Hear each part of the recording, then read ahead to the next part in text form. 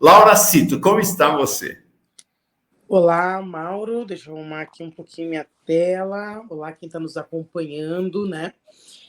A gente tem resistido, né? Eu acho que essa é a palavra correta aí para descrever os últimos dias, as últimas horas. Que ontem que eu me dei conta que faz 7 dias que nós estamos, né, nesse calvário, porque parece que já passou muito mais tempo que isso. Sim.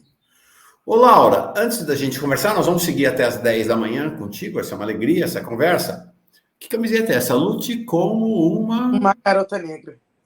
Ah, com a garota negra, é isso aí. Adorei. Laura, você. Como é que você chegou a ser vereador e agora deputado estadual? Qual a origem sua nas lutas políticos-sociais aí em Porto Alegre, no Rio Grande do Sul? Na verdade, eu comecei a fazer política muito cedinho, né? Quando eu tinha 12, 13 anos, já comecei a militar no movimento negro, na luta para que a nossa Universidade Federal aderisse à política de cotas, né? Implementasse as ações afirmativas.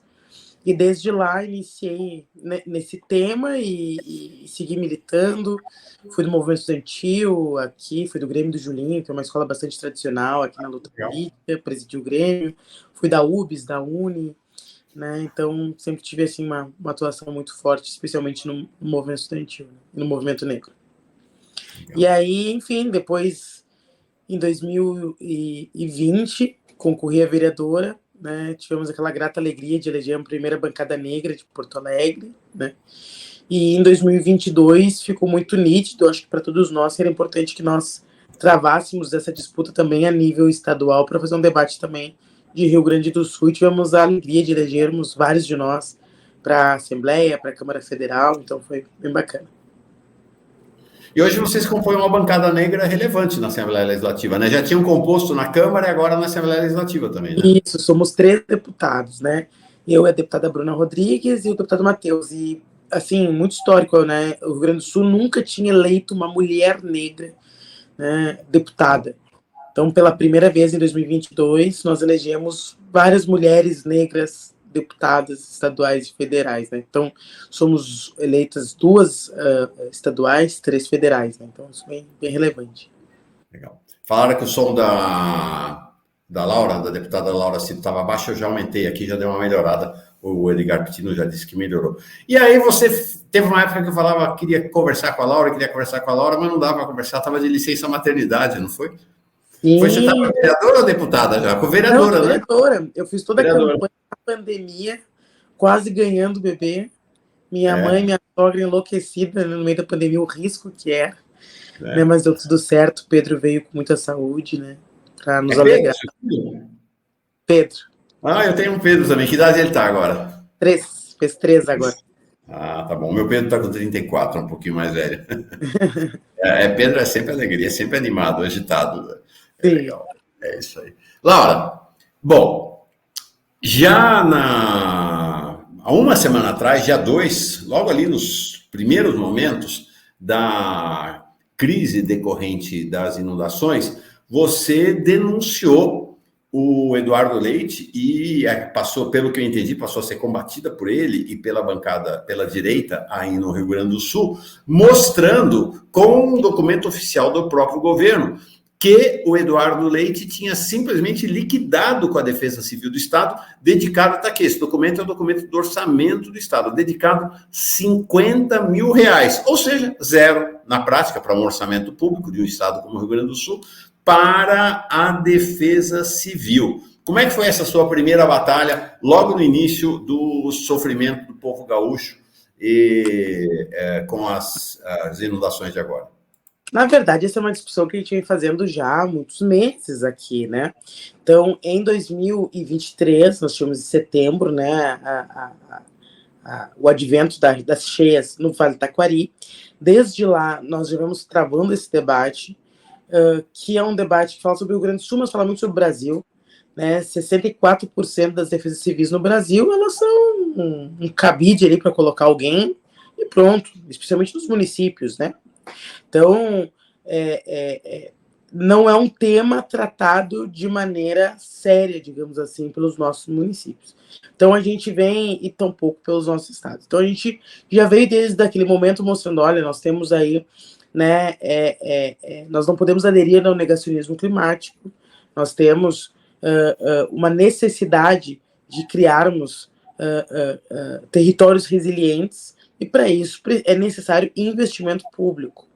Então a gente já vem travando essa discussão, e quando foi ao final do ano o debate de orçamento, fizemos mais uma vez essa discussão, proposições, emendas em relação a esse tema, e não tivemos sucesso por parte da base do governo em conseguir de fato avançar significativamente nessa estruturação. E infelizmente, passando aí 6 meses, temos agora um evento climático numa proporção muito maior. Veja bem, Mauro, eu estou falando aqui, tem o sol, ó, do meu lado. Mas esse sol, ele tem horas contadas para ir embora. Né? Hoje é quinta-feira, tô certo? Quinta-feira, né? Isso. Então, amanhã está previsto chuvas, de amanhã a segunda-feira, torrenciais no estado do Rio Grande do Sul. Nós vamos entrar de novo, né, num processo de salvamentos, né, enfim, infelizmente de muitas perdas. Esperamos que não de vidas, né, mas as perdas materiais no mínimo e econômicas para o Estado, do ponto de vista das lavouras, etc., elas são garantidas, né? Nossa luta nesse momento é para que a gente possa garantir a preservação da vida das pessoas.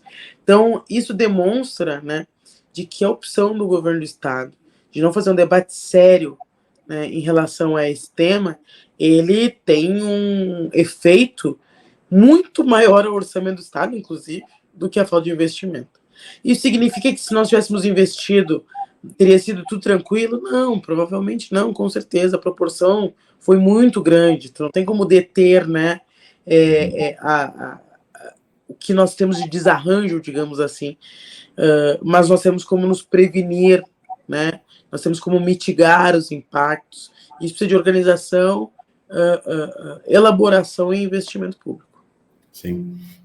Você dá para ter uma estimativa do quanto seria o mínimo razoável para a Defesa Civil, para o orçamento da Defesa Civil esse ano?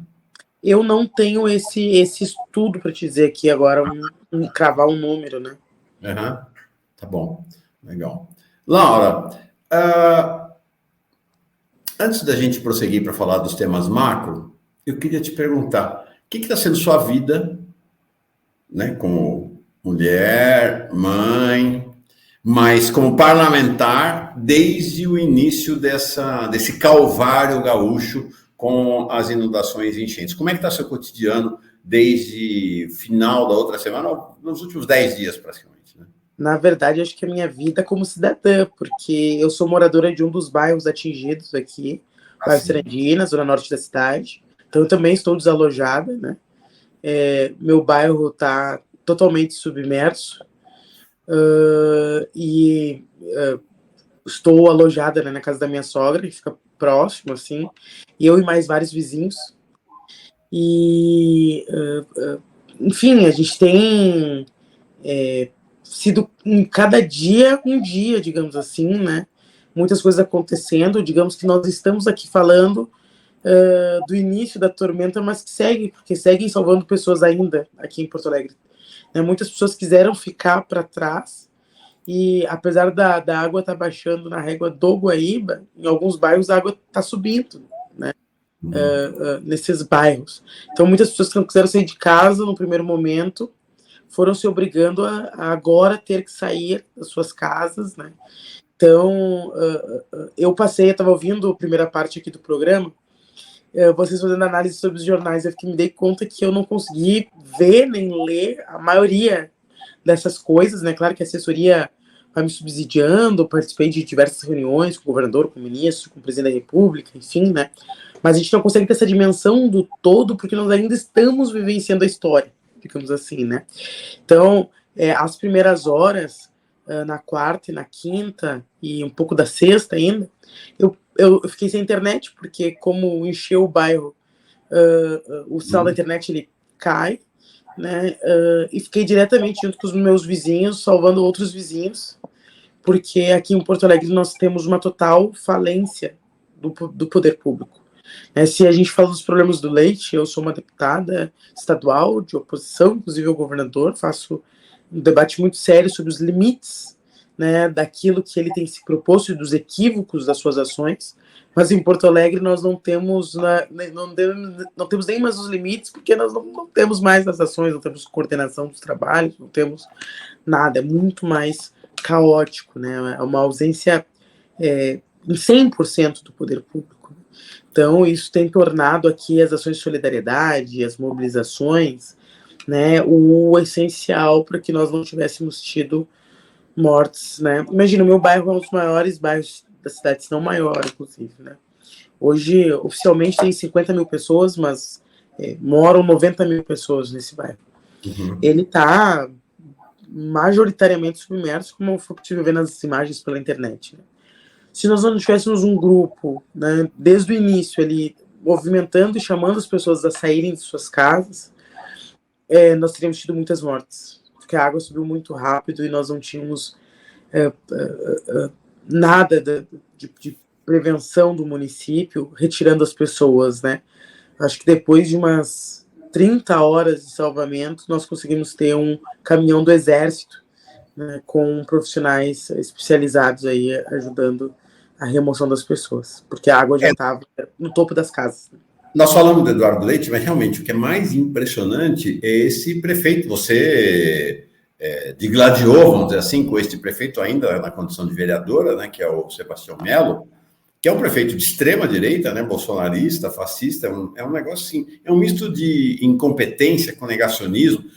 O Roaldo Menegatti, você deve conhecer, teve aqui ontem o professor Roaldo Menegatti, o geólogo, ele dizendo: o pessoal do Departamento de Águas e Esgotos não sabe nem onde tem parafuso para as comportas. É um negócio assim, a degradação, destruição do Estado municipal aí em Porto Alegre é um negócio sem precedentes, né? Acabou. A cidade, o Estado no nível municipal está liquidado, não existe mais, né?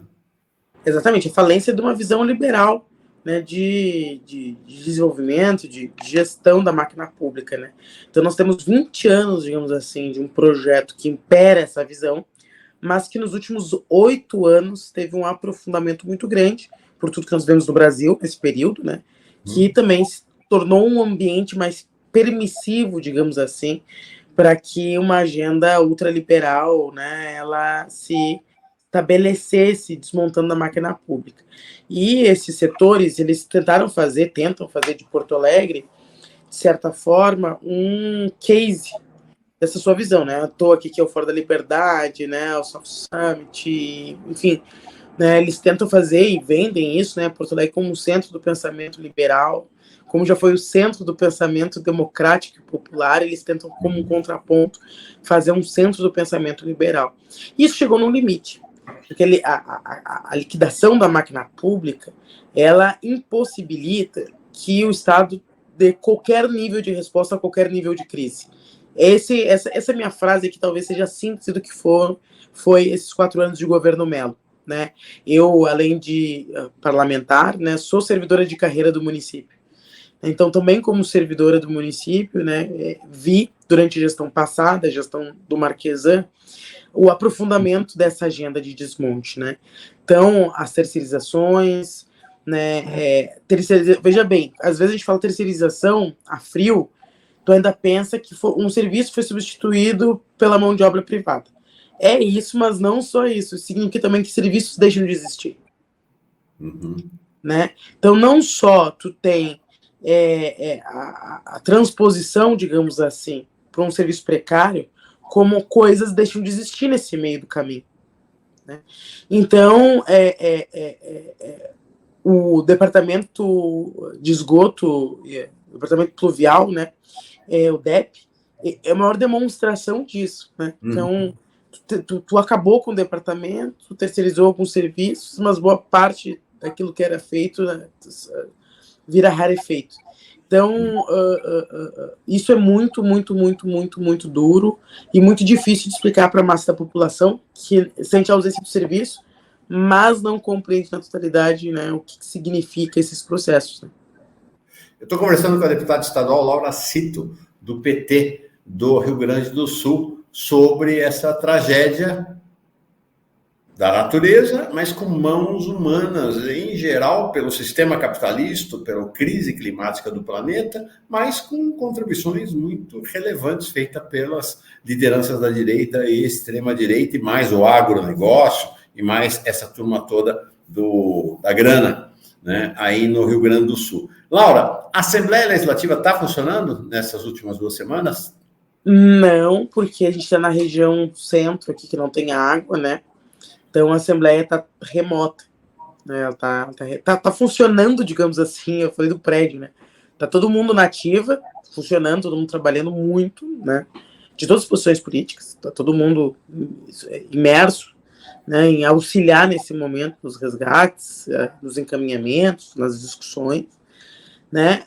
Mas o prédio está com um funcionamento bem limitado por conta de nós não termos água, enfim, o sinal da internet na região oscila bastante, né? Então. Entendi. E os deputados que são do interior estão auxiliando nas suas regiões também. Não estão nem em Porto Alegre, quem é do interior está na sua cidade. Cada um está na sua cidade, né? Na sua região. A Nelly Germano diz assim: votei na Laura Cito, muito orgulho, grata pela sua voz. Que legal. Ô, Nelly. Legal. Laura, uma coisa que me chamou a atenção, a gente registrou hoje aqui, é a dimensão. Talvez quem não esteja no Rio Grande do Sul, às vezes tenha dificuldade para ter a percepção, né? Mas achei muito essa percepção desse socorrista. O nome dele é Geraldo de Assis. Ele atuou em Petrópolis, atuou em Brumadinho, atuou em Manaus. Ele diz: nunca vi nada igual. É pior que Petrópolis, é pior que Brumadinho, é pior que Manaus. A situação realmente, quem não está vendo aí, ou quem não está tendo contato direto com quem está vendo, quem está testemunhando o que está acontecendo aí, não tem ideia. O que está acontecendo no Rio Grande do Sul, de fato, é sem precedentes, né, Laura? Exatamente. Sabes que o ano passado eu presido a Comissão de Direitos Humanos aqui na Assembleia, e eu fui acompanhar a situação do Vale do Taquari, né? E, obviamente, chocada pelo que eu estava vendo na internet, nos jornais, mas quando eu desci lá e vi, eu me choquei muito, assim, sabe?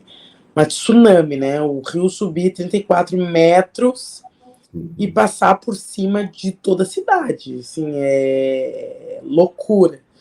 E eu me dei conta lá, andando, batendo de porta em porta, porque nós fomos falar com as pessoas sobre acesso às políticas públicas, enfim, sobre várias questões. Tu vai ouvindo as histórias, tu vai ficando mais chocado. Jamais imaginei que viver isso aqui, né, em Porto Alegre, na região metropolitana, e agora isso foi no estado inteiro praticamente. Está sendo, melhor dizendo, né, porque a chuva ainda está chegando na região sul. Então está sendo no estado todo, né? E realmente, se tu não circula, se tu não tá em loco, né, é muito difícil tu ter a dimensão do que está ocorrendo.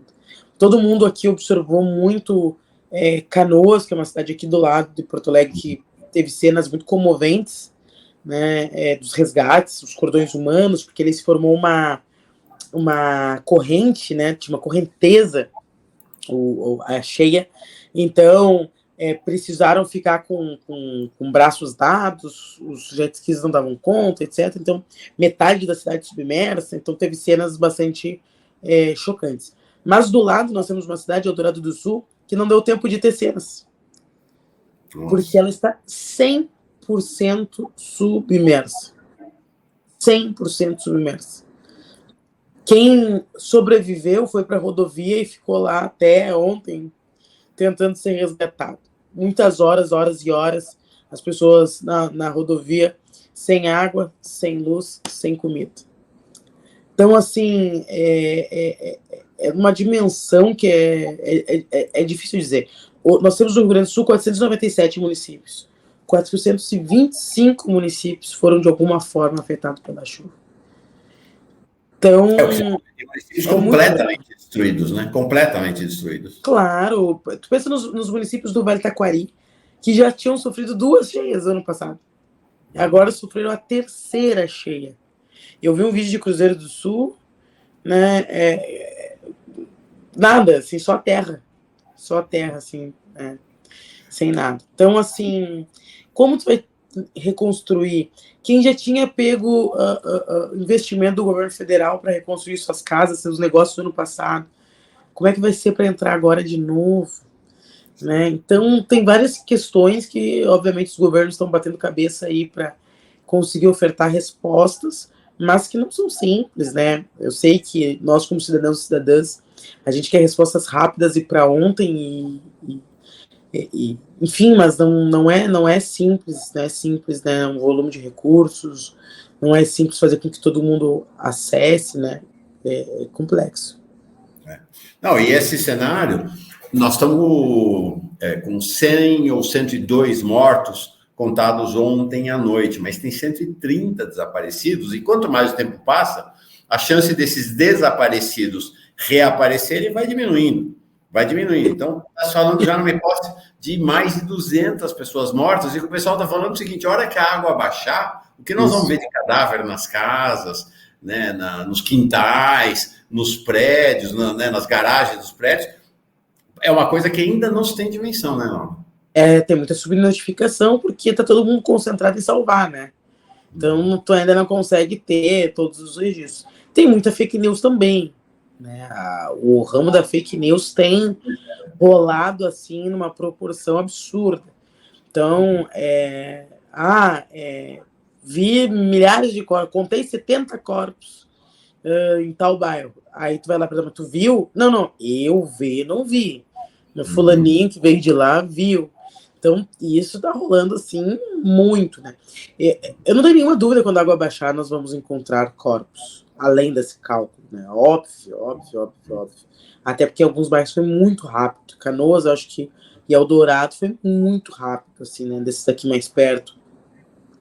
Então, nós vamos encontrar coisas, né? Pessoas que têm dificuldade de locomoção, pessoas que têm dependência química, né, que talvez não tenham conseguido, portanto, sair a tempo. Nós temos várias situações, né, variadas sobre isso. A gente que se desespera, passa mal, né, enfim. Então, nós vamos ter. Não sei se na proporção do que está rolando no WhatsApp, né, isso a gente não sabe. Então, mas com certeza é um cenário triste, né, vão ser números muito, muito expressivos.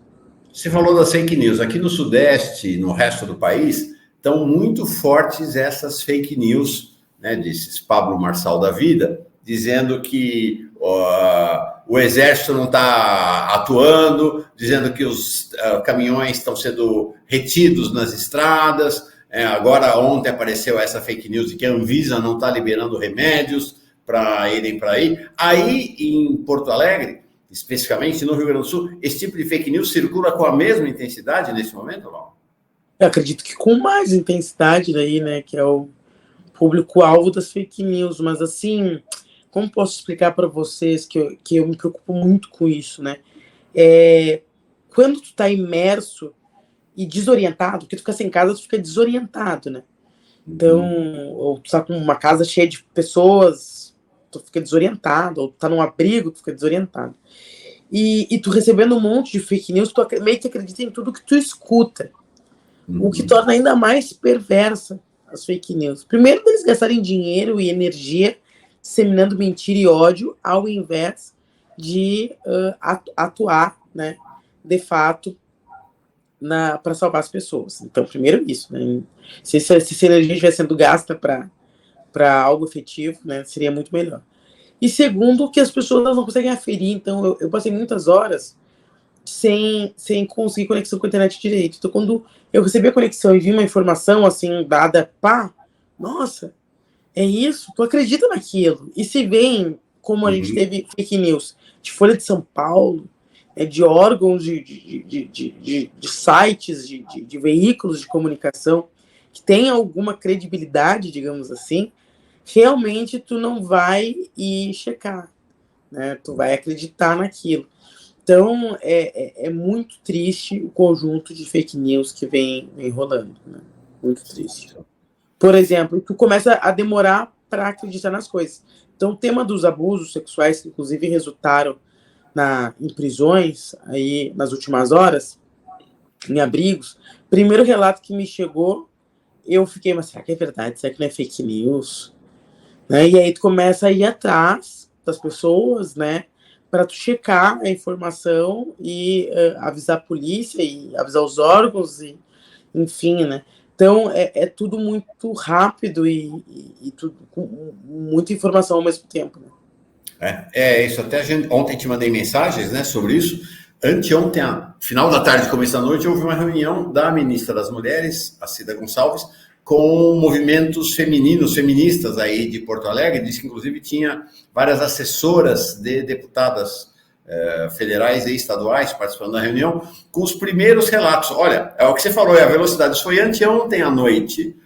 Os primeiros relatos, ainda sem muita informação de que estariam ocorrendo abusos, né, estupros contra mulheres e meninas em abrigos aí no Rio Grande do Sul. Até eu descrevia ontem, você até falou, olha, estou sabendo de casos genéricos, nada de caso concreto. Mas aí já ontem, né, no final da tarde, já teve 6 suspeitos de estupros, meninas de 6 a 10 anos, em Porto Alegre, Canoas e Viamão, presos. Inclusive, eu soube que a ministra das Mulheres está tentando articular uma viagem dela para fazer uma inspeção nos abrigos, e o movimento feminista começa a pedir para ver abrigos só para mulheres e crianças, sem a presença de homens, né? O pessoal começou, inclusive, a organizar alojamentos autogestionados para mulheres e crianças. Sim. Então, realmente, assim, é absurdo, né? Pensar que... Estava até fazendo uma comparação com a pandemia, que foi uma outra tragédia, né, que nos acometeu. Na pandemia, nós estávamos num processo de controle total do Estado. Nós estávamos sem poder circular dentro das nossas casas, né, para nos protegermos do vírus. Era controle total do Estado sobre a sociedade. Num momento como nós estamos vivendo agora, de uma tragédia dessa dimensão, né, é descontrole total do Estado sobre a sociedade, né? E numa cena de caos como essa, várias situações elas emergem, né? E situações de crime muito fortes. E esses abusos, gente, assim, é terrível, assim, deixa a gente perde um pouco a fé, assim, né? No ser humano, um pouco. Porque numa situação como essa, eu ouvi os relatos, vi os vídeos, né, de pessoas que falando sobre importunação sexual.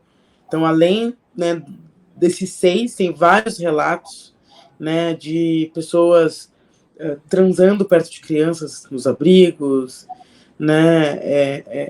Uma mãe relatou que ela estava com seus filhos e um homem estava se masturbando olhando eles dentro do abrigo. Então, assim, e sem contar que nós temos vários abrigos aqui que não são gestados pelas prefeituras, porque tem muita gente desalojada. Então, as pessoas, na boa intenção, né? Eu tenho aqui um CTG, vamos fazer do CTG um abrigo. Eu tenho uma igreja... CTG, para quem é de fora do Rio Grande do Sul, Centro de Tradições Gaúchas, talvez a instituição mais importante do Rio Grande do Sul, que é exportada pelo mundo, né? Você vai lá em Tóquio, deve ter um CTG. Vai ter um CTG, exatamente. Então, assim, as pessoas abriram os espaços que elas tinham para as pessoas ficarem. E nos espaços que são gestados pelo poder público, né, em geral, minimamente, tem um mínimo acompanhamento, né? Claro, as cidades são mais caóticas, talvez menos, nas que estão menos caóticas, mais. Mas naquilo que é autogestionado, não tem nenhum, porque tu mal tem perna para acompanhar de fato o que é do poder público, imagina o que não é, né? Mas é interessante você falar, né, de começarem a aparecer já os primeiros abrigos. Saúde, querida. Saúde. Imagina você metida na água toda hora aí, né? Para socorrer, gente. Imagina. Acho que essa notícia é uma notícia interessante, né? De ter os primeiros abrigos autogestionados só para mulheres e crianças, né? Uma boa iniciativa, né? Acho que vale a pena. O feminista como uma ação, né? Para tentar preservar e várias outras situações. Então, mulheres que têm medida protetiva contra seus companheiros e num momento como esse ficam vulneráveis, né? Então, enfim, tudo que tem na sociedade de desalinho social se potencializa num cenário de caos social como nós vivemos. A Miriam Marques, companheira, camarada lá de Nova York. Laura, abraços dos seus fãs em Nova York, direto das ruas. Ela é uma das lideranças em favor dos palestinos e palestinas lá em Nova York, está de fato nas ruas o tempo inteiro lá. Grande abraço, Miriam. Ô, Laura, uma outra questão que eu queria trazer para ti é essa denúncia que você fez da prefeitura, teve grande repercussão mesmo, né? 2 dias atrás. Você foi muito interessante, até ontem eu contei aqui a sequência, inclusive, cronológica, né? Às 3h04 da tarde, você solta essa notícia, né? Que o secretário de Assistência Social de Porto Alegre saiu de férias. Esse sujeito aí, Léo Voit, dando tchauzinho. É um escândalo que Léo Voit tenha fugido para embarcar no final de semana agora, gente, no meio da catástrofe, para a Europa. Recebemos a informação que mesmo o responsável pela Pousada Garoa, para quem não é do Rio Grande do Sul, a Pousada Garoa é aquela pousada que 10 dias atrás incendiou e matou povo sem teto, né, moradores de rua lá em Porto Alegre. Tirou férias em meio à investigação do incêndio no pior momento da história da nossa cidade. É inacreditável que Sebastião Melo tenha permitido tamanho desgaste. Na sequência, você soltou, inclusive, a mensagem que ele mandou para o pessoal que trabalha na secretaria, né, dizendo que estava de férias. Caro colega, amanhã viajarei ao exterior. O plano construído há um ano se revelou impostergável, ou seja, ele não podia postergar as férias dele. Apesar das emergências todas, Jorge Brasil assume a titularidade da Secretaria Municipal de Desenvolvimento Social e peço que dispensem semelhante tratamento, blá, blá, blá, blá, blá. Abraços e até a volta. A repercussão foi tamanha desses seus 2 tweets que 2 horas depois, às 5 da tarde, aproximadamente, a prefeitura soltou uma nota dizendo que ele tinha pedido exoneração, na verdade, e não férias para tentar consertar o fato. Eu fico chocado com a irresponsabilidade das chamadas elites brancas, bonitinhas, cheirosas, ricas aí do Rio Grande do Sul. É impressionante o descaso, né? O cara fugiu, né? Aproveitou o caos. Tem um ditado que a gente fala aqui, uma expressão que a gente usa aqui no Rio Grande do Sul, que é deitou o cabelo, né? Aproveitou. Como é que é? Fala de novo, como é que é? A gente tem uma expressão que a gente usa aqui que é deitou o cabelo, né? Quando tu deitou o cabelo. Então, foi isso que o cara fez, né? Então, provavelmente vai responder criminalmente pelo incêndio, pelas mortes, né? Não pelo incêndio, mas pelas mortes, porque independentemente de alguém ter posto fogo, com a tese da prefeitura, né?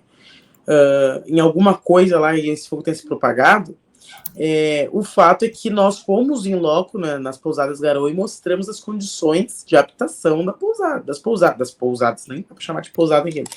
Então, assim, desmoralizamos total e ficou nítido que R$570 por um quartinho daqueles, tem alguém lucrando muito com isso, com esses contratos.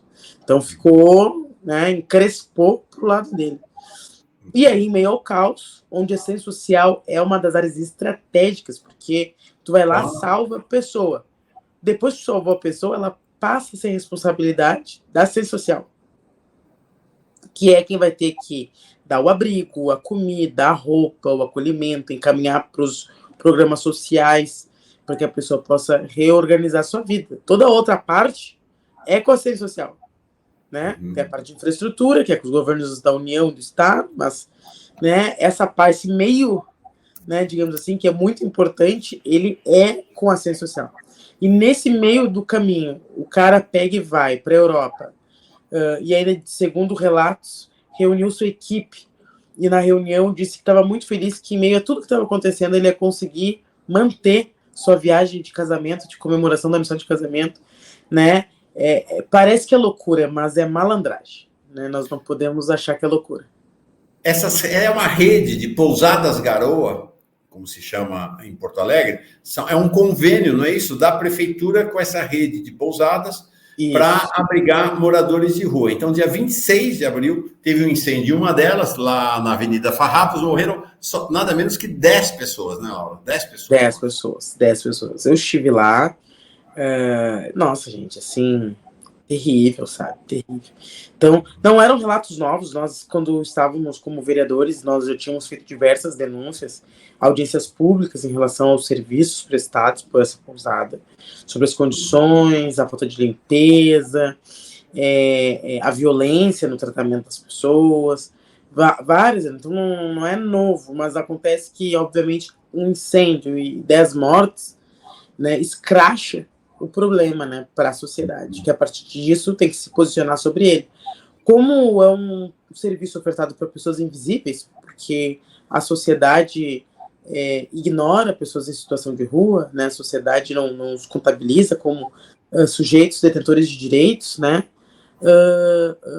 só uma atrocidade como essa para sensibilizar minimamente a sociedade a cobrar respostas.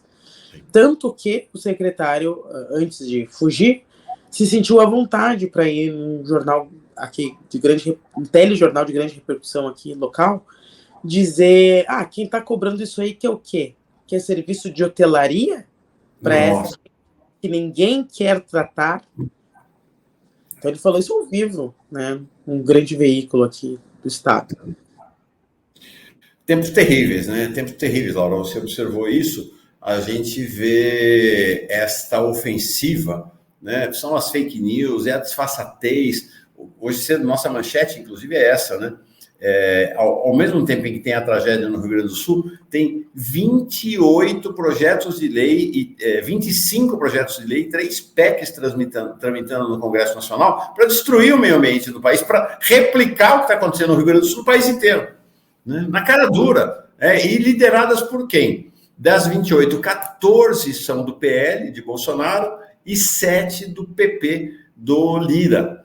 E várias, inclusive, desses projetos de lei são projetos de lei inspirados nas leis aprovadas aí no Rio Grande do Sul e que levaram a essa catástrofe.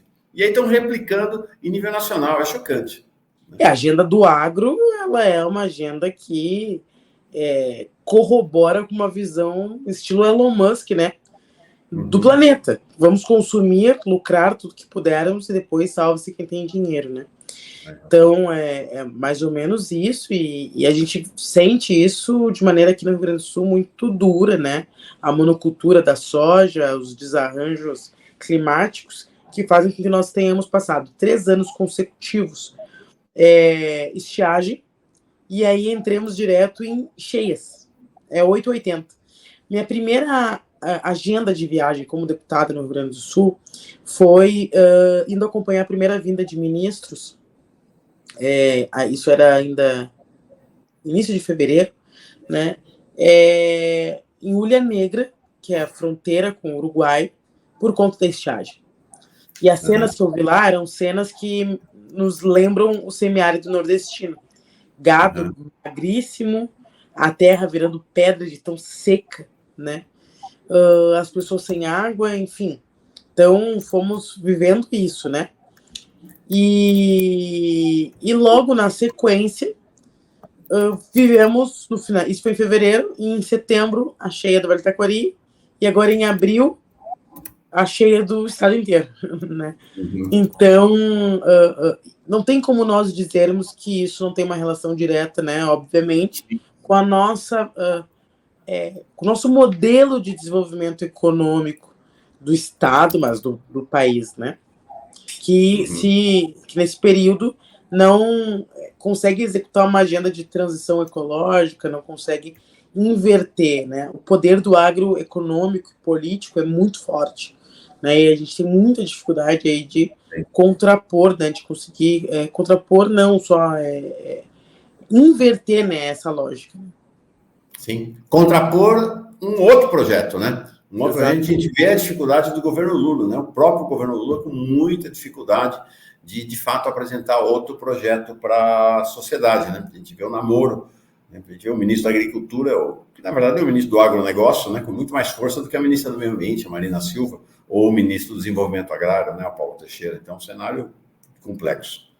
Bom, 2 minutinhos para as 10 horas em ponto você precisa sair. Imagina o que está sendo a sua vida familiar e sua atividade política pessoal aí nessa situação do Rio Grande doSul. Então, é evidente te liberar, mas queria te entregar então esses últimos 2 minutos para você falar do Rio Grande do Sul para o Brasil, né, em relação ao como é que você prevê e qual é a sua mensagem final para nós.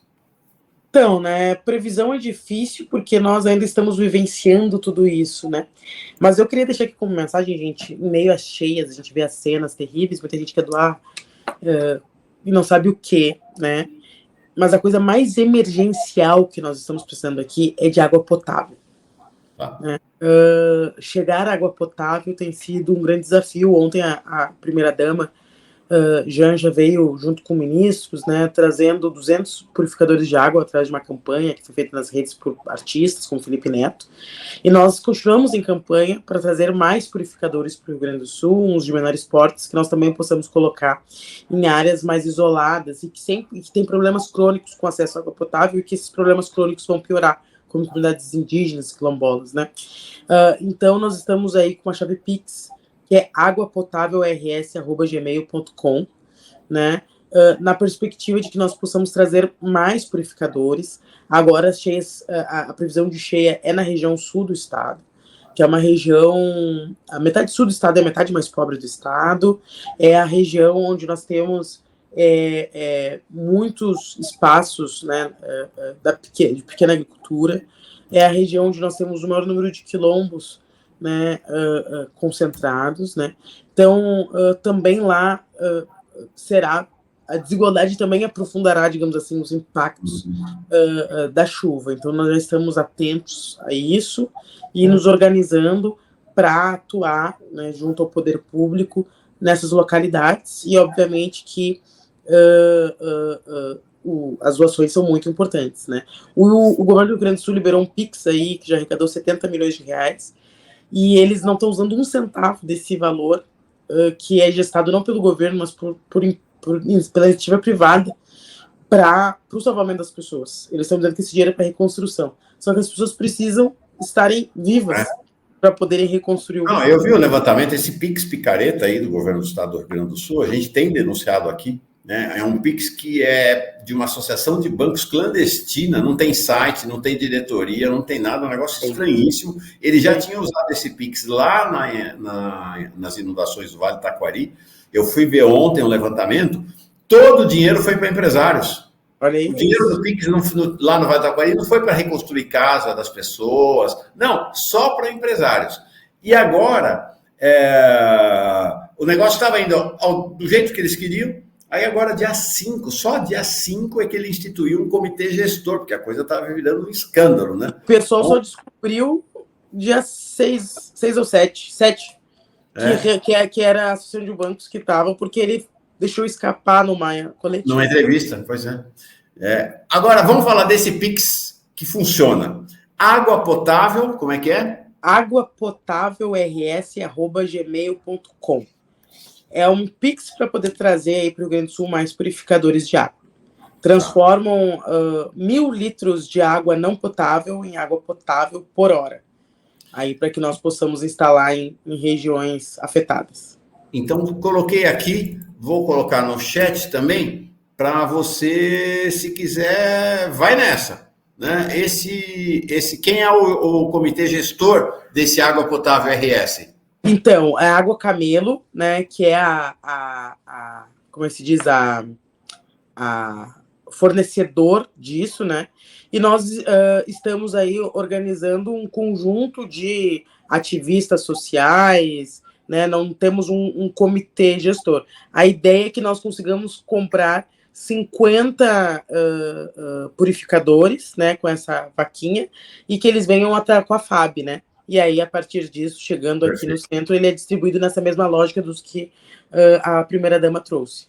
Então, aguapotávelrs@gmail.com, está aqui, vocês estão vendo na tela, e colocando também... E você pode acompanhar nas redes sociais aí o andamento também, né? @LauraCito, o andamento dessa campanha, a chegada dos purificadores e tudo mais. Perfeito, é isso aí. Vai lá, eu tenho acompanhado você no Instagram, né, nas outras redes, não, mas você imagina que está lá no Twitter, em todas as redes sociais. Acompanhe a Laura Cito, você fica sabendo de toda a jornada da solidariedade e empatia com o povo gaúcho. Laura, obrigado, força, mulher, viu? Força. Obrigada, você, gente. Tua mãe, tua sogra, teu filho Pedro, né, teu companheiro, que vocês consigam fazer frente aí às questões pessoais, familiares, e você, à luta política aí do povo do Rio Grande do Sul. Obrigado, viu? Obrigadão, gente. Tchau, tchau. Tchau.